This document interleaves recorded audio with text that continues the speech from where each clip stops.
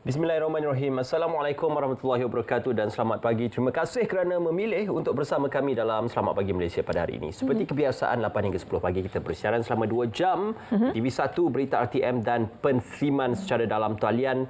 Pagi ini anda bersama saya Ismail Adnan dan saya Syafiqah Ishak bersiaran secara langsung dari studio N1 Wisma Berita Angkasa Puri Kota Media. Hari ini ada pelbagai topik menarik ingin kami kongsikan bersama dengan anda. Tapi terlebih dahulu kita lihat apakah perkembangan terkini berita dalam dan juga luar negara. Kita mulakan dengan pelarasan tarif air domestik. Jadi kalau kita boleh lihat di sini, pelarasan tarif air domestik melibatkan Semenanjung Labuan mulai 1 Februari. Okey, bercerita berkenaan tarif air ini yang telah pun diputuskan oleh Suruhanjaya Perkhidmatan Air Negara ataupun SPAN, operator bekalan air disaran untuk meneruskan inisiatif bantuan sedia ada secara bersasar dan difahamkan ia kenaikan ataupun pelarasan sehingga 22 sen dan ini merupakan keputusan yang diambil setiap 1000 liter air yang digunakan masih rendah dan tidak dapat menampung kos sebenar penyediaan perkhidmatan bekalan air sebanyak RM1.75 bagi setiap meter padu berdasarkan rekod sebenar pada tahun 2022. Ya, ia dijangka membabitkan kenaikan caj bil dalam julat antara RM1.60 hingga RM8 bagi setiap kediaman atau 5 hingga 27 sen sehari bagi penggunaan isi rumah sebanyak 20 meter padu sebulan. Ini berkaitan dengan pelaksanaan tarif air domestik. Kita beralih pula kepada berita seterusnya. Ini pula semalam di mana sesi kedua pemukiman dijalankan bagi membincangkan cabaran dan juga hala tuju ekonomi.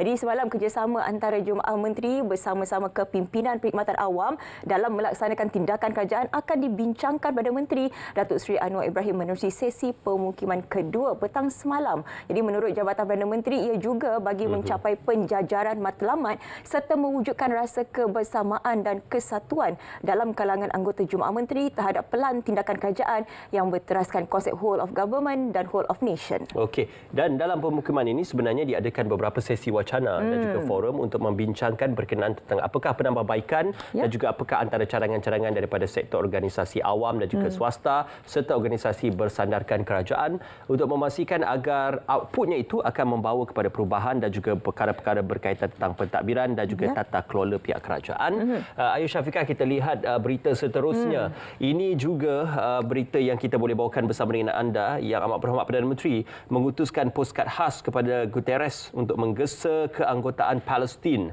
Malaysia mendesak PBB untuk menerima Palestin sebagai negara anggota.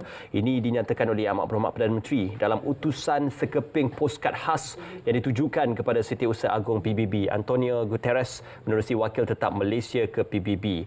Dan yang amat berhormat Perdana Menteri serta Jemaah Menteri Kabinet menandatangani dan mengirim sekeping poskad khas yang ditujukan sebenarnya khas kepada Setiausaha Agong PBB tersebut. Ya, tanpa beliau rakyat Malaysia boleh ikut serta dalam kempen pengiriman poskad khas ini kepada Setiausaha Agong PBB dengan membeli poskad bermula hari ini. Dan poskad khas tersebut boleh dibeli di semua pejabat pos atau menerusi laman sesawang rasmi Pos Malaysia Berhad. Okey, ini pula sedikit perkembangan mengenai status banjir terkini di mana setakat ini 3 negeri masih lagi terjajas, Johor, Pahang dan juga Sabah. Di Johor, bilangan PPS sebanyak 3, di Pahang 1 manakala di Sabah sebanyak 2 dan ini semuanya membabitkan bilangan mangsa 280.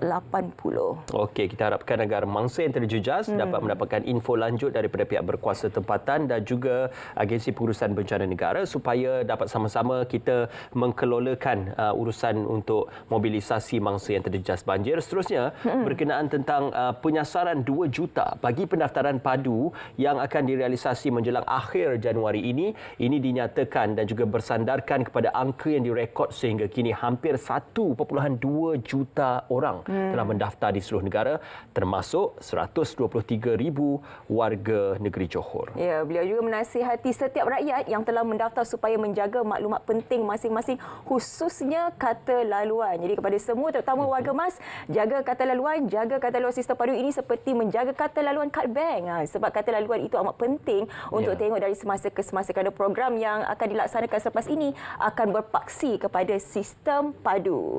Okey, sedikit Ismail ini berkaitan dengan bola Piala Asia. Perhatian kita pada ketika ini tumpuan untuk perjuangan skuad nasional pastinya untuk Piala Asia. Qatar ke pusingan 16 terbaik, juara bertahan dan tuan rumah Piala Asia 2023 mengesahkan tempat ke pusingan 16 terbaik selepas menunjukkan Tajikistan 1-0 pada perlawanan kedua kumpulan A pada hari semalam dan pada aksi yang berlangsung di Stadium Al Bayt menyaksikan Qatar mendominasi permainan sejak whistle pertama ditiupkan. Ya, jangan lupa untuk menyaksikan Malaysia akan menentang Bahrain pada Sabtu ini. Kita akan siarkan secara langsung melalui TV OK dan juga RTM Sukan. Jadi pukul 10, kick off-nya 10.30. Jadi sama-sama kita doakan yang terbaik, sentiasa berikan kata-kata positif untuk skuad Harimau Malaya kita. Okey, boleh pakai jersey negara kita untuk memastikan agar memberikan sokongan walaupun jauh, tetapi kita sama-sama memberikan sokongan padu kepada skuad negara kita. Baik, itu saja antara perkongsian yang boleh kita bawakan bersama dengan anda. Sebagai permulaan, Selamat Pagi Malaysia pada hari ini, kita nak ke mana selepas ini? Kita nak berehat seketika, jangan ke mana-mana, kembali semula dalam Selamat Pagi Malaysia.